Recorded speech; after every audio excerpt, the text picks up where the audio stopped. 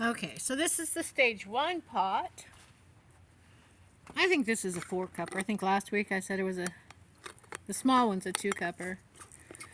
So we'll just, but on these stage 1s, you lose a lot of volume because of the grit and all of that. So I like to start off with the larger one,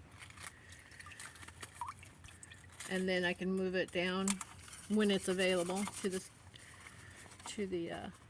2-cupper, and that way I can get a lot more product done ahead of time.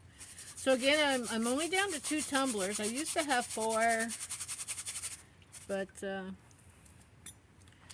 yeah, they were just the vibrating tumblers that we used to polish brass, and they didn't work too well. Not when they were on 24/7, 365. So they didn't last very long. So I'm back down to 2. Get all this cleaned up. Again, that water's so cold. Alright.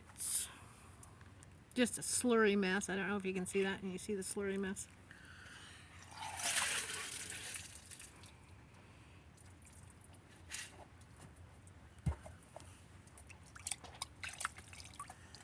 All this small media out of there.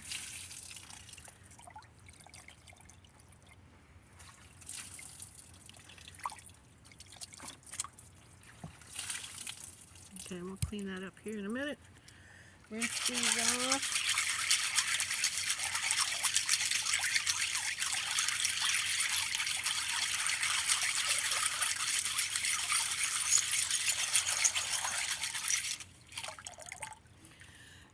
A lot bigger pieces in there, so we're going to clean this off. Outside and in. Mostly in.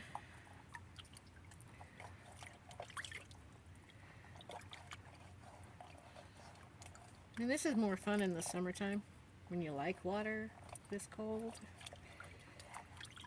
You see my hands are getting pretty red. It's pretty cold.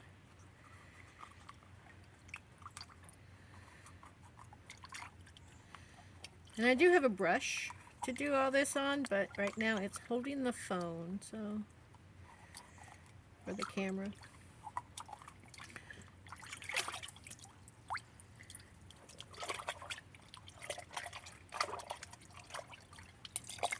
If you don't get all that out of there, you will get a lot of scratches in the tumbling as you go. As you go down to the finer grits, if you have just 1 or 2 little pieces of 80 grit in there, it will scratch your softer stones and even the harder ones. So you try to get all of that out of there. You don't want to. That could be a reason why a few people aren't getting the results that they want. They come out frosty and not shiny when they dry.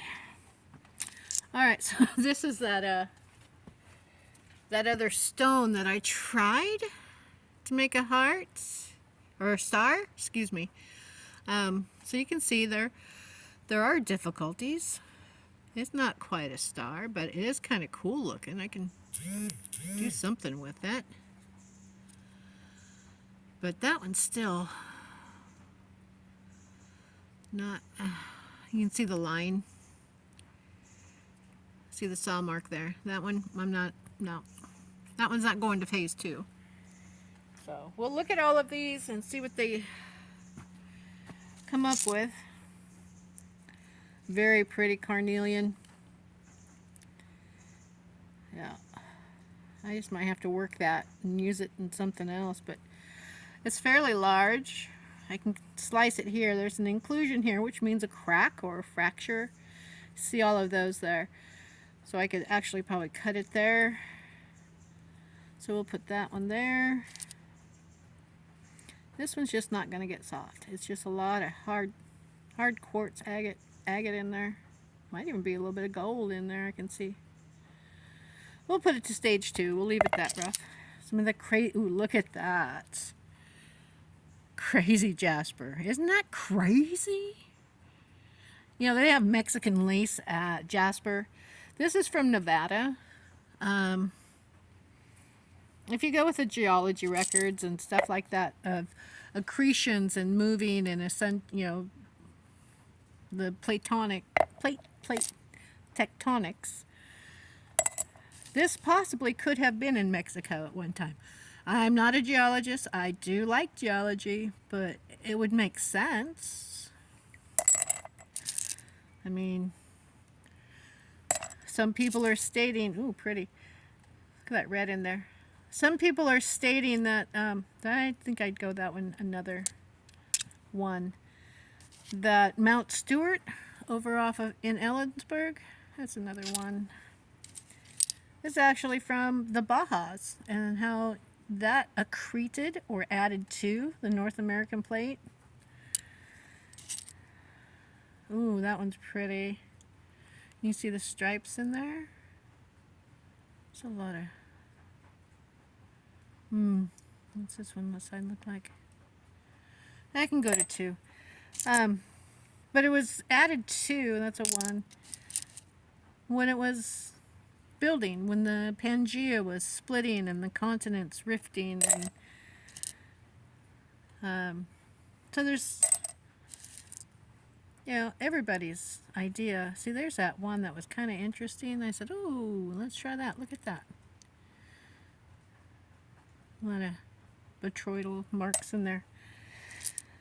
Back to the story. But, you know, our whole west coast is nothing. This is going to be Rainbow Obsidian eventually. No sun, so I can't see the rainbow. I might put that back in 1. Back to the story. Plume agate. 1.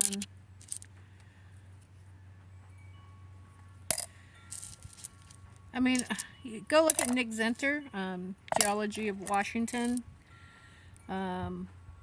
Before the floods, when it was still all volcanic. That's pretty cool. Before, almost maybe a little donkey or a wolf. Before everything had settled, the North American plate was actually by Kettle Falls. And you can actually see the what they call an arc of plutons, old volcanoes, which is granite. And what is North America all made up of? Chimney Rock, Pack River. That's going to be a Rainbow Obsidian. That'll be a nice piece. All of that are old lava granite. And granite is formed underground when a magma chamber cools. And what causes a magma chambers is the subduction of plates. And the plate going underneath releases all of the water, and that steam rises, creates volcanic areas, i.e. the Cascades. But way back when there's all that fluorite. So I'm thinking, you know, everything moves. Everything has moved. And there is no, I mean, the planet is only 4.3 roughly trillion years old. So there's that little piece that we saw last week. So it's just, ooh, look at that. Did you see that? Oh, look at that. Can you see the fire in that as I twirl it? Yeah, you can. That is nice. Yeah, that'll be pretty. Anyhow, I'm getting off track. Anyway, go check out Nick Zenter. He's got all of these ideas, all of these wonderful, and that's where I've learned mine. I mean, I haven't taken any classes. I've just learned from him. You know, he's an accredited teacher.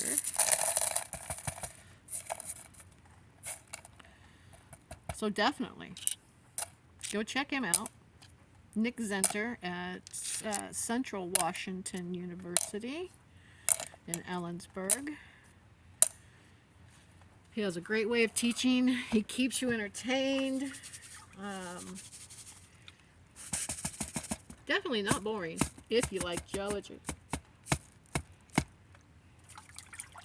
He has all of these other videos with thousands.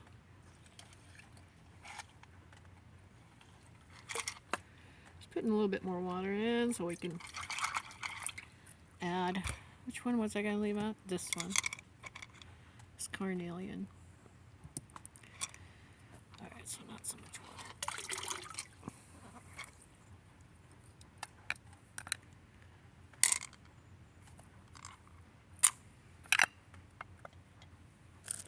Sorry if I got off track. Whoop, shiny. Back into the studio we go.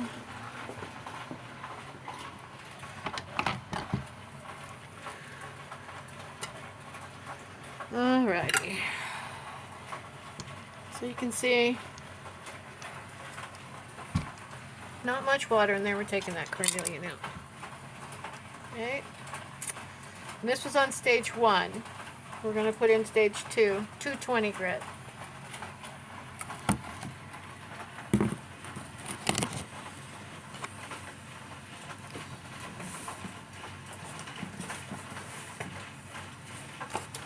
So anyhow, yeah. The man is amazing. His classes are great. If you just like 2-minute videos, he's got Nick on the Rocks, and then he's got 2-minute videos for those with a low attention span. I started out on those, and I just got more and more into it and watched them more. And you know, you're just sitting there podcasting on something. Why not? Why not learn something? All right, so this is going to be stage 2.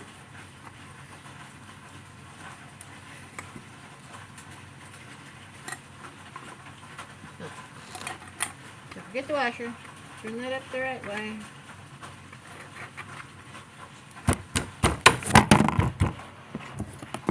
Lost you, didn't I? Yeah.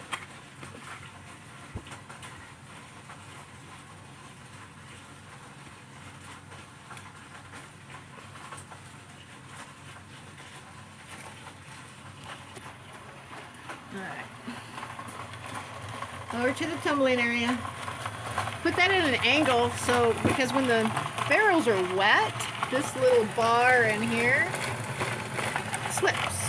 So until it starts getting, that one's got enough weight. Until it, you know, the barrel gets going, I just put it at an angle so it rests more, physics, on the bar.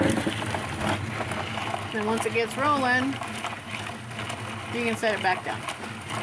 Alright, so 3rd stage. Oh, and then we gotta move this to 2nd stage. Then next week we'll think about polishing. So this is not done yet. Still got 2 more weeks to go till it's done polishing. Alright, thanks for watching. We'll get back to you.